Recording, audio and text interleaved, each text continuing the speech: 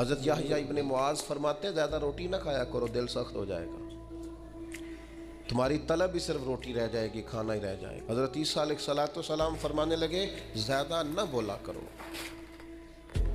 अपने जुमलों को बेवुकत ना करो, अपने लफ्ज़ों की कदर पहचानो। जो लोग ज़्यादा बोलते हैं उनके दिल सख्त हो जाते हैं। आपकी बातें थोड़ी हो, माना खेज हो, हिकमत अमेज हो, थोड़े जुमले, जची तुली नपी शुस्ता शाइस्ता गुफ्तगू हो, वो क्या करेगी? वो दिल को नरम करेगी।